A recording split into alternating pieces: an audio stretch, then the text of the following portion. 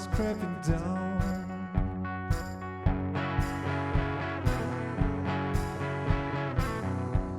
Creeping down the road.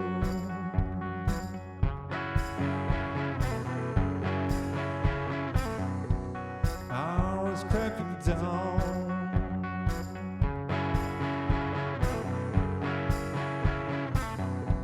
Creeping down the road.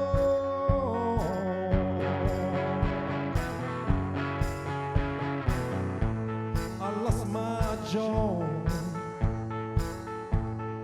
Since I don't believe in God.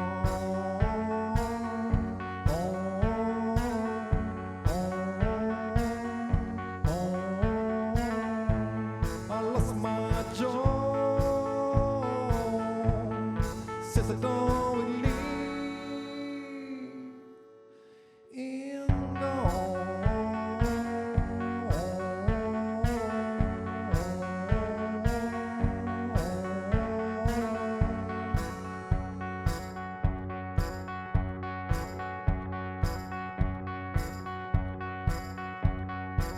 I wanna go downtown.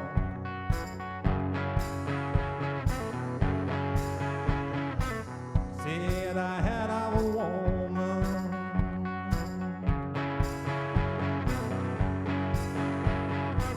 I wanna go downtown.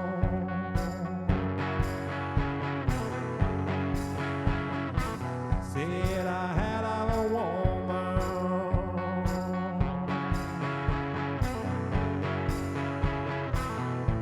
She lost her song.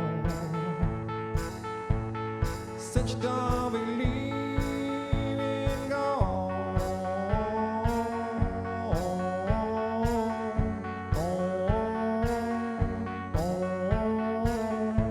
She lost her song.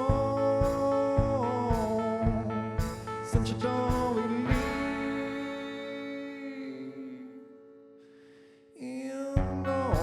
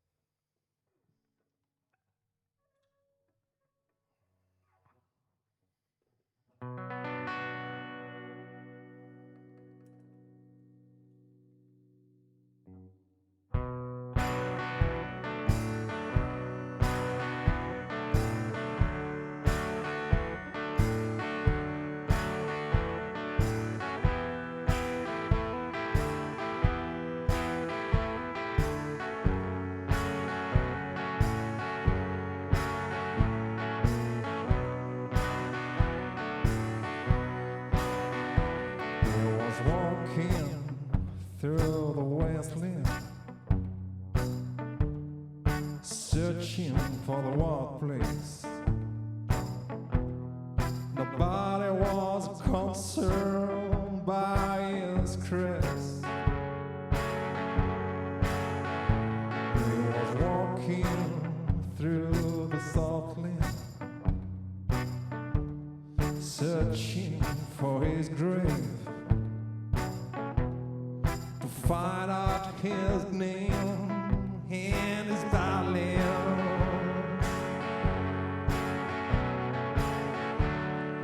This is not a familiar name,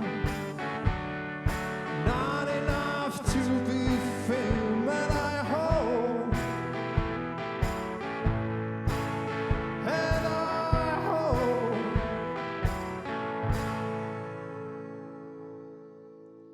it won't be forgotten.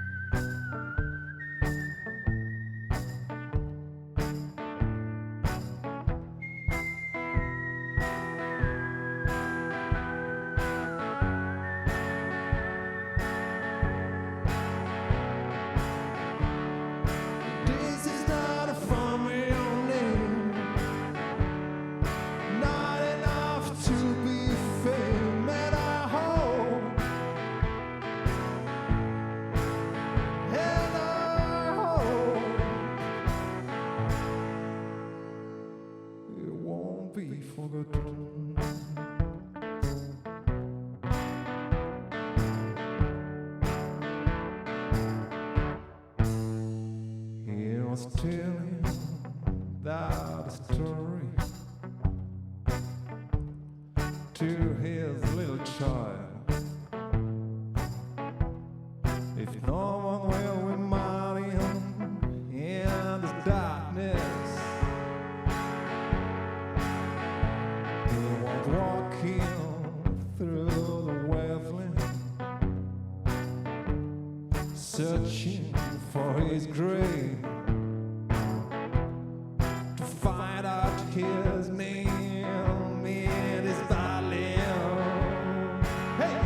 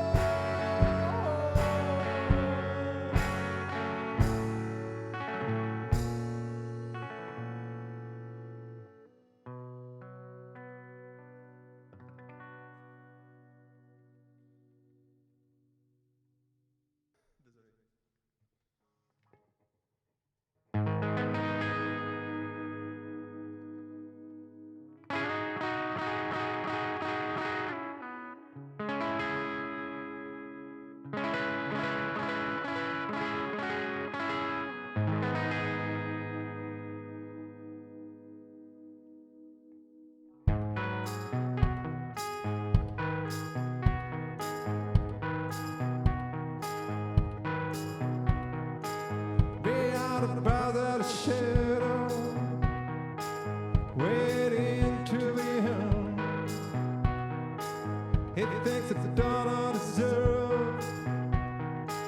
To contemplate the daylight again.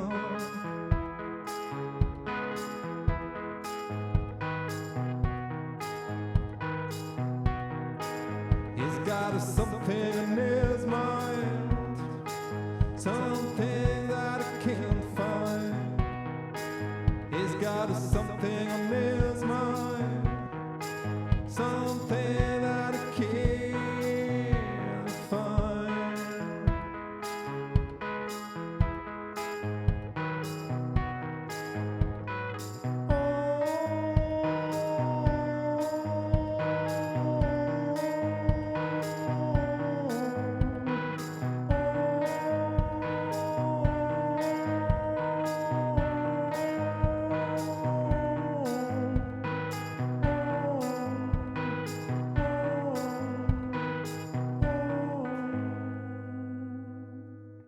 Never said our life, did ever fix our life.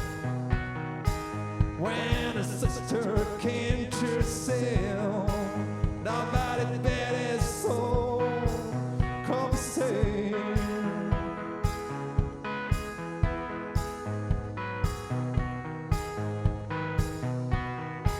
from the deepest of his cave, here's nothing but a voice. Even the devil will be shame, but none only heard this thing. This thing beyond the brows of earth in the skies. Tell me the truth and then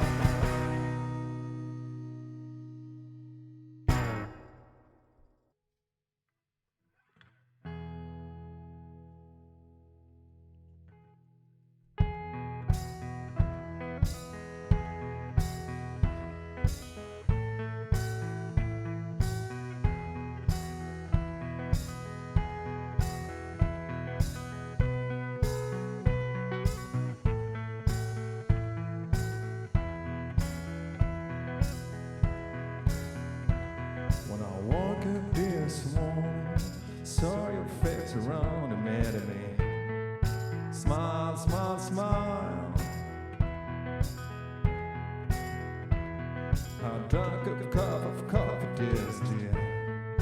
Bad, bad, bad.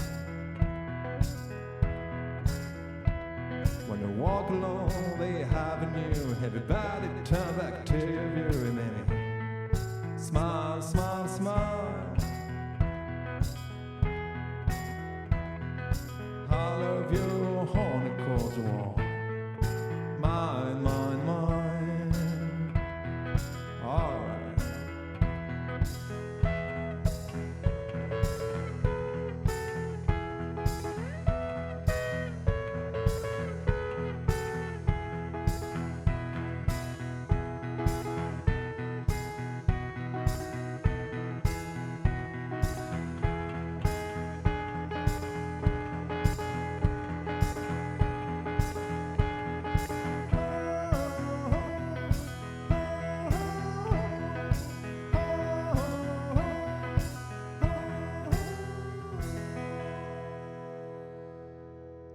Wish we're both on the moon, living in a cocoon, it true to be.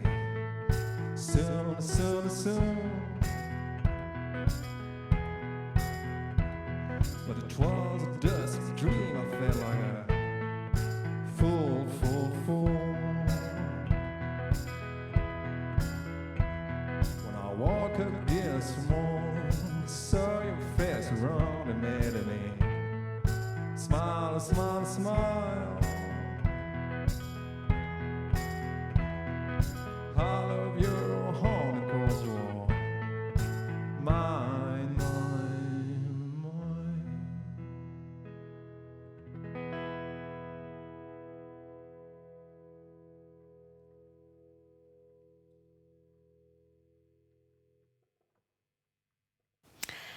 I Am a Band au Musée des Beaux-Arts de Limoges. Bonjour Fabien. Bonjour. Merci d'être là et nous avoir fait profiter de cette musique dans ce lieu magnifique.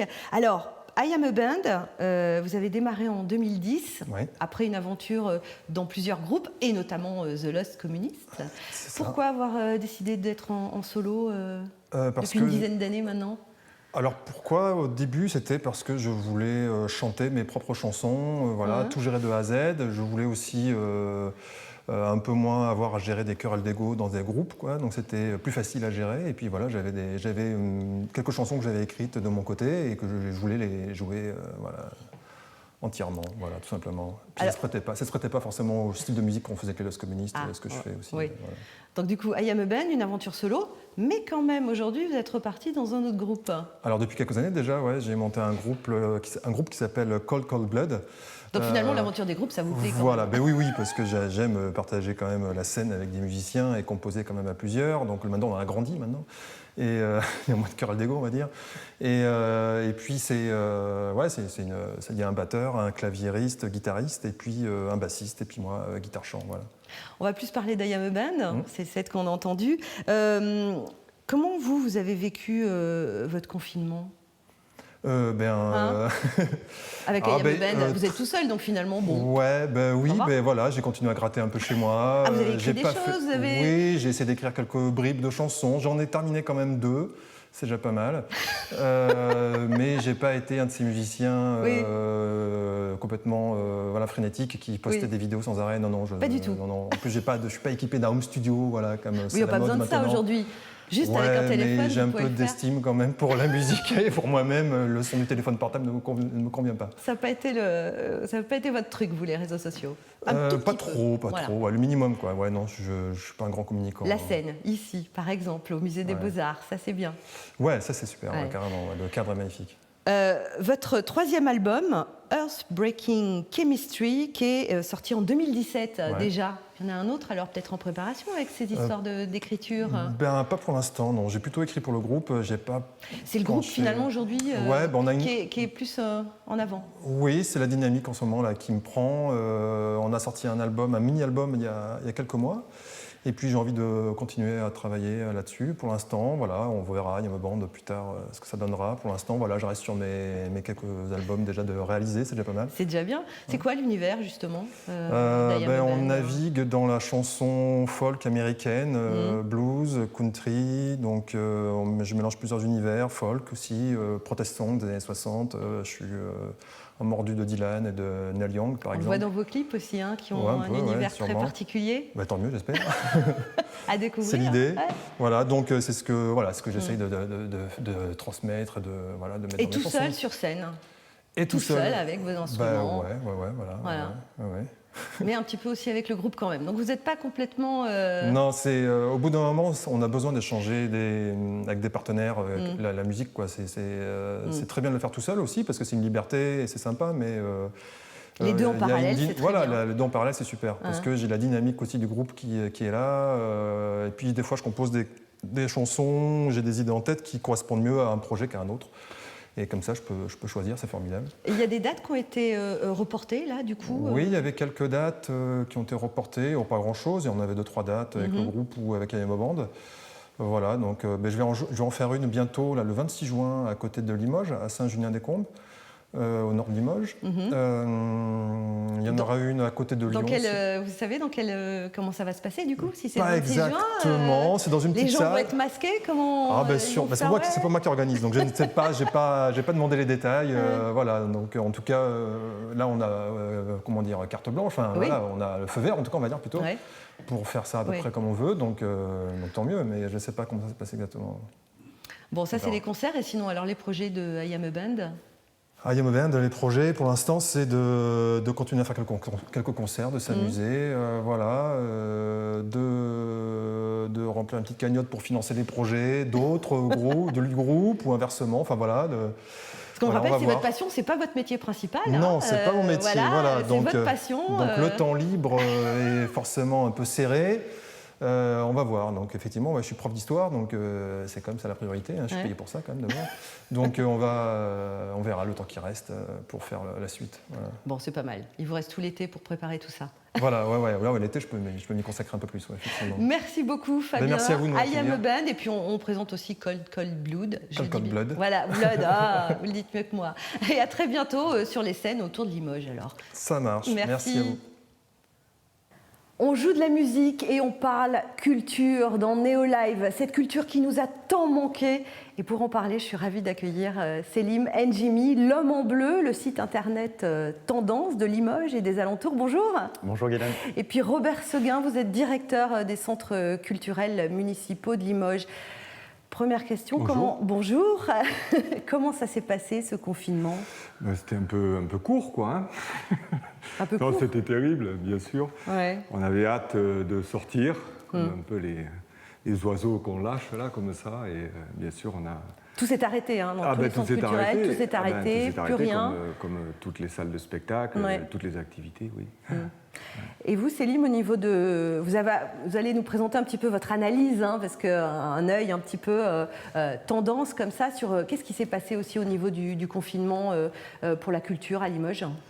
Nous, alors c'est vrai que l'Homme en Bleu, on a divers partenaires culturels qui vont de l'Opéra de Limoges jusqu'à des petites associations comme La Niche qui organise des concerts dans des pubs ou encore la Fédération Hiro. Forcément, c'était compliqué, évidemment. Tout était malheureusement fermé pour ces événements-là. Donc, du coup, ça a été un peu le silence radio pour leur laisser le temps aussi de rebondir et de voir au jour le jour comment ça allait se passer. Et nous, au niveau de notre activité autre culturelle aussi, on a dû se débrouiller et découvrir aussi le télétravail pour mettre en avant la vie locale de Limoges et des alentours. Est-ce qu'il y a eu justement un petit peu on s'est réinventé pendant ce confinement, on a essayé de trouver d'autres choses pour faire profiter de la culture. Comment ça s'est passé au niveau des réseaux sociaux notamment? Ça a été en fait, la révélation? Ouais, ça a été un peu particulier parce qu'il a fallu du coup bouger notre ligne éditoriale en catastrophe, sachant qu'on est une vingtaine de rédacteurs, donc je vous laisse imaginer les réunions sur sur Zoom à 20 personnes. Voilà. Mais voilà, c'est vrai que pour la culture, c'était super compliqué parce que voilà, tout était un peu à l'arrêt. Donc nous, on s'est réorienté sur de la revalorisation de choses dont on avait déjà parlé par le passé, faire des petites Madeleines de Proust un peu en ligne. Mais voilà, on était un peu limité. Au niveau de la culture, en tout cas, c'était malheureusement un peu compliqué. Mais voilà, on voit que les lignes bougent aujourd'hui, heureusement. Je voyais que ça vous faisait sourire, les Zooms à plusieurs en réunion, en télétravail, vous avez connu ça aussi, on a vous, connu Robert ça, Seguin? bien sûr. Enfin, j'ai plaisanté en disant que c'était trop court, c'était terrible. Et puis, effectivement, tout par distance. C'est pas du tout notre... On n'est pas calibré pour ça. Après, on s'est adapté, bien sûr. On a fait des réunions sur Zoom. Il y a des anecdotes assez croustillantes et drôles dessus, mais...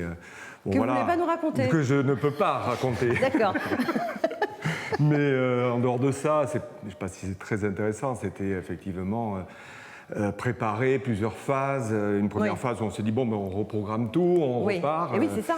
Et puis voilà, revoir un petit peu le schéma pour la rentrée en essayant de donner des réponses aux uns et aux autres, puisque tout le secteur, tout le milieu est en attente, bien sûr, encore. Encore, oui. Au jour où on parle, en juin.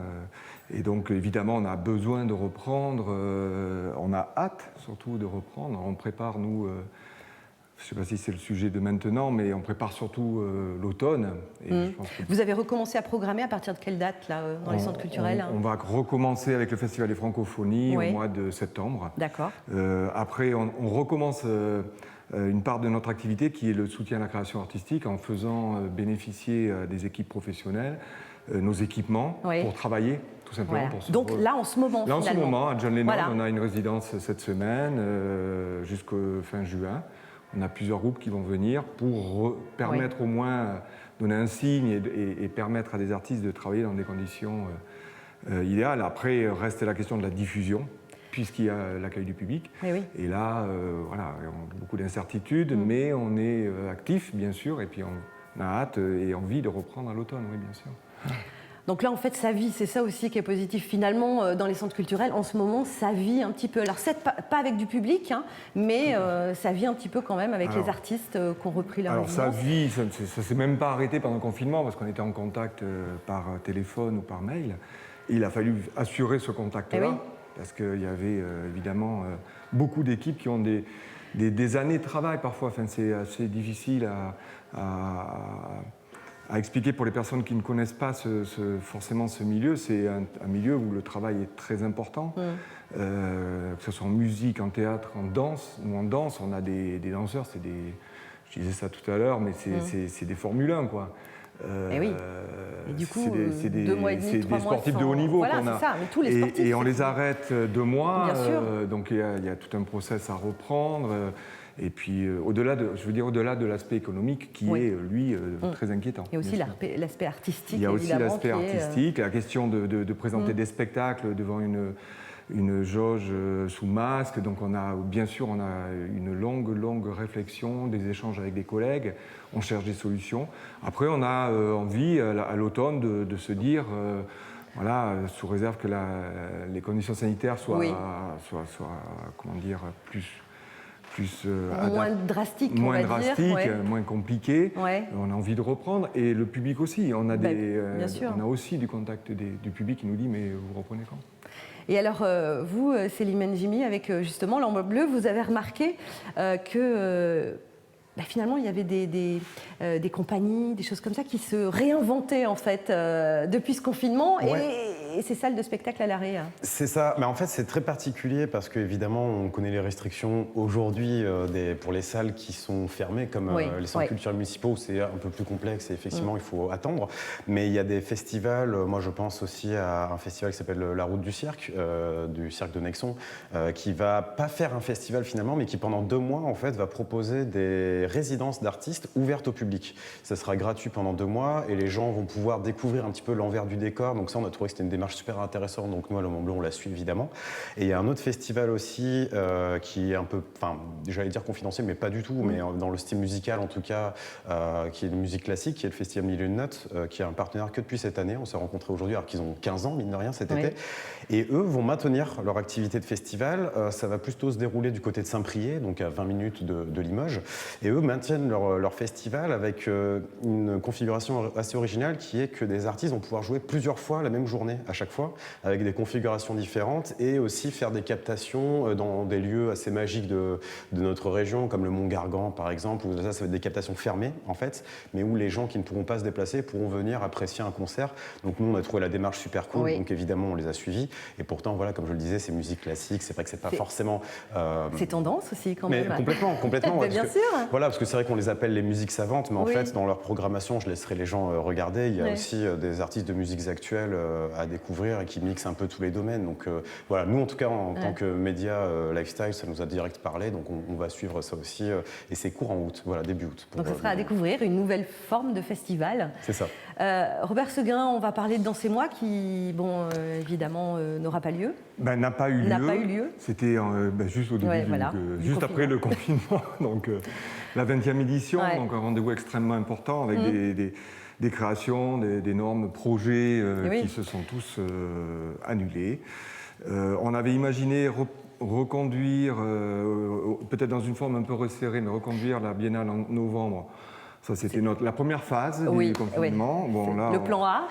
Voilà, on a gardé bien sûr une programmation sur l'automne en danse, mais la Biennale en tant que telle, on veut faire une vraie Biennale et on la fera en 2022. Voilà, donc c'est repoussé.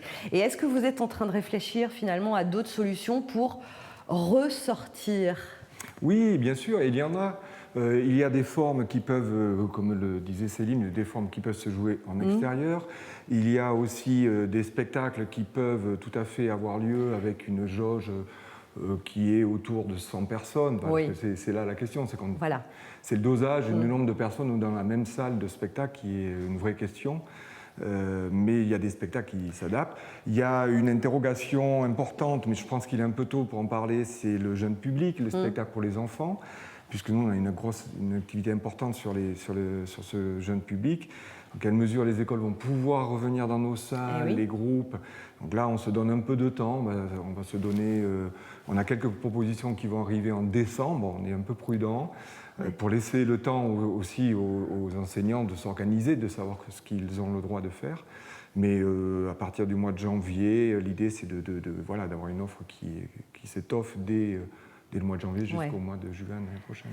Et en tout cas, pour la culture, on va dire, on part sur le mois de septembre pour pouvoir revivre dans les centres culturels municipaux de Limoges. Je dirais plutôt dans le spectacle vivant, parce que c'est là avec où... des jauges plus petites. C'est des jauges soit plus petites, soit peut-être qu'on va être prudent, on va partir sur 80 personnes et puis peut-être réouvrir un peu plus loin. La vraie incertitude pour laquelle pour le moment on n'a pas de réponse, c'est les concerts de musique actuelle à John Lennon. Parce qu'il y a eu des essais de fait, je ne sais pas si vous les avez vus, mais la distanciation de 4 mètres carrés avec les concerts de musique actuelle. Quand on va à un concert. Pour les artistes, pour le public, pour tout le monde, c'est juste pas possible. Donc là, on a une vraie incertitude. Et pour le moment, on a une belle programmation qui se dessine, mais on attend des feux verts qui dépendent pas de nous. Oui, alors que dans des places assises, c'est peut-être plus facile d'organiser dans une salle. C'est plus facile, c'est plus réalisable. Même si il y a des pertes de recettes de billetterie, même si ça pose des questions aussi de réception du spectacle, parce qu'une pièce qui était prévue pour jouer devant 400 personnes, la jouer devant 80 personnes éparpillées sous masse, c'est un vrai cauchemar.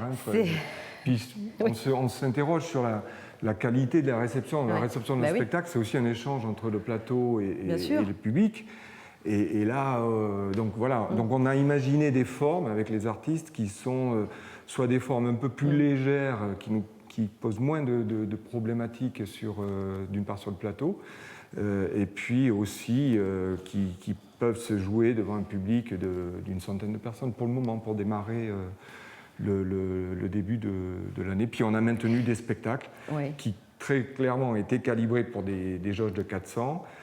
Mais bon, voilà, il y avait un enjeu de création, il y avait un enjeu artistique aussi, notamment avec les Franco, les éboueurs d'automne, on prend le pari de maintenir ces programmations. On croise les doigts alors. On croise les doigts. On reste prudent.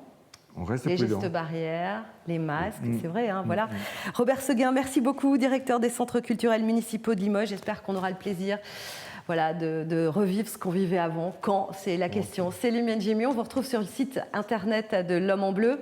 Juste pour l'anecdote, Selim, pourquoi l'Homme en Bleu? Vous n'êtes pas venu ni à vélo ni en bleu aujourd'hui. Je pense que les natifs ou les gens qui vivent depuis très longtemps à Limoges connaissent la réponse à cette question. Et c'est surtout un hommage parce que dans le sens où nous, on passe notre temps à se balader et à manger de l'asphalte pour tester des endroits à Limoges, on rend hommage à ce personnage pittoresque que tout le monde connaît. Voilà. Allez, filez sur votre vélo. Merci beaucoup, Selim N'Djimi. À bientôt. Merci. Merci à vous.